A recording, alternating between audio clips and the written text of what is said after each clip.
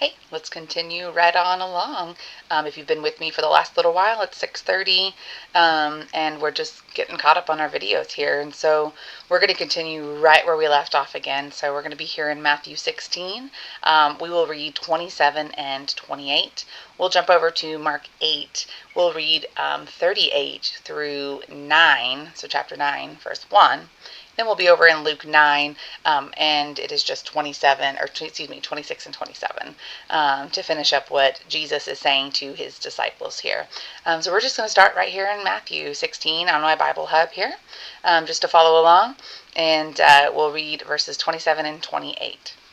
For the Son of Man will come in the glory of his Father with his angels, and then he will reward each according to his works.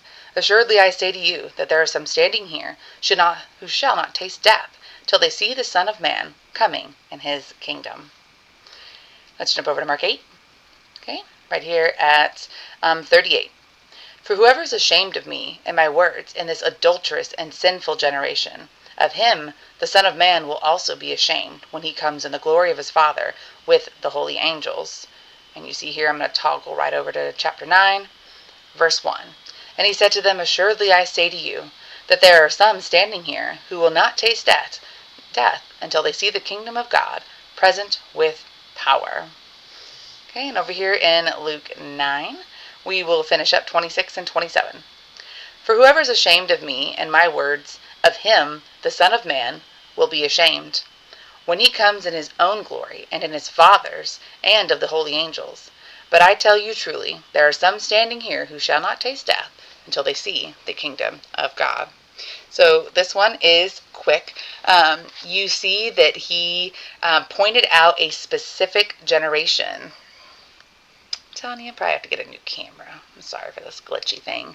But he specifically pointed out this wicked and adulterous generation.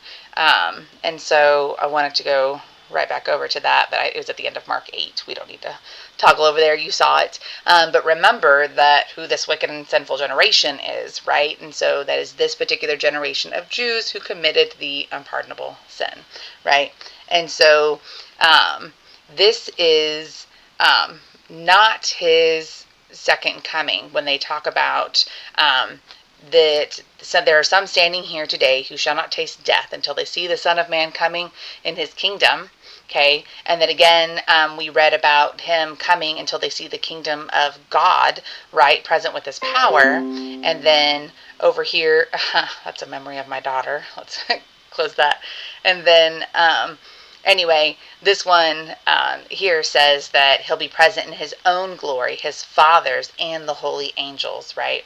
And so what he's talking about here is not that they're going to survive to live into the Messianic kingdom, right? But some of them are going to see him in his glory, in his Father's power and glory, right? And we're going to see that right here in the next video when we talk about Jesus's transfiguration.